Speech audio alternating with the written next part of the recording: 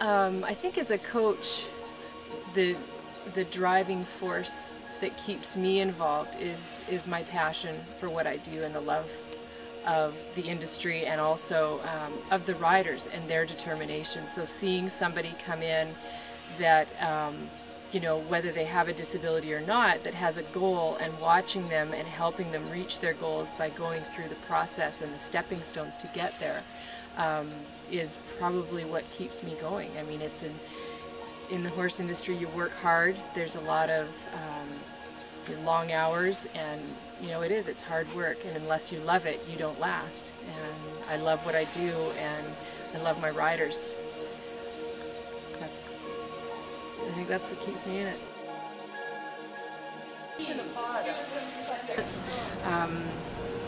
I think that's probably going to be her greatest strength, is her ability to focus. Her ability to work at a task, her determination to get it right, and to continue working on it even when it's not going well. She doesn't just give up. And I think that is going to be one of the greatest strengths, especially later on when she does start competing more, going to international competitions more. Her ability as a rider and her ability to feel what a horse is doing underneath her, I think as a result of her riding experience before her injury, is going to be a great asset, because she already has that feel. Now she just has to learn how to use it in a different way. Without being able to use her legs, she's learning to ride in a totally different way, but she's had the opportunity beforehand to know what it feels like, and so that is going to help her in when she's training and when she's learning new things. It's going to help her.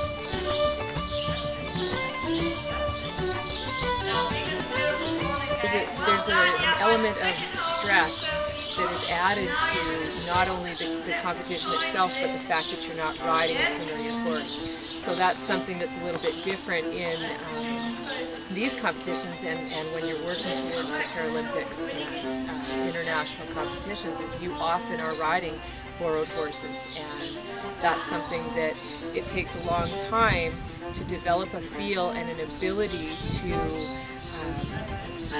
to be able to ride a horse that's very different in a short amount of time and be able to do it well. And I think that that's one of the strengths that Lauren has, is her ability to get a feel for a horse very quickly.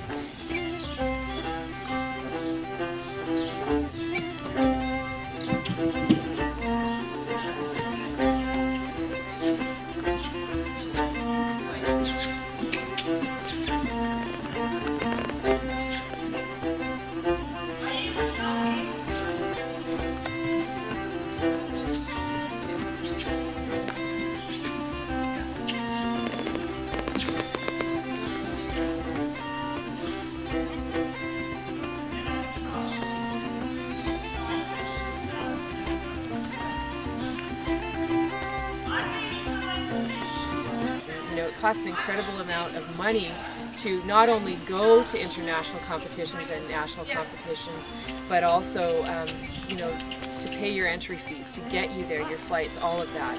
So that's a huge obstacle for a lot of riders. A lot of people, they need support people, coaches.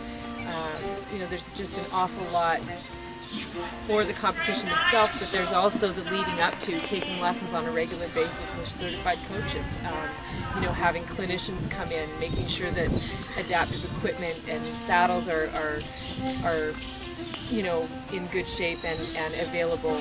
Those are all things that come into competing. There's so many variables and things that you need to look at. And then, you know, there on a different level, when you do go to competition, a lot of the competitions are borrowed horse competitions where you go in and there's a horse pool, a selection process takes place, and so you get a horse that you're not familiar with, and you have a week or 3 or 4 days to ride and get to know this horse, learn how to communicate effectively with the horse, and then go in and show it, hopefully successfully.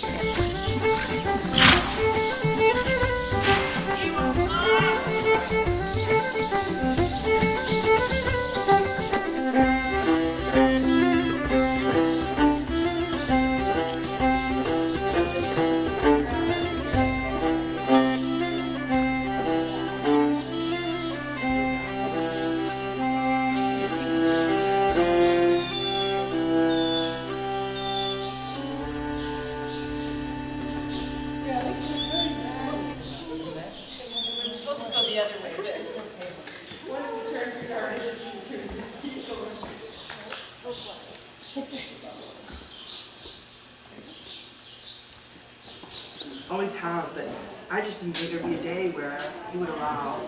Yeah. Oh, wow. Like, I mean, he likes you. It's just he's already Like the idea of.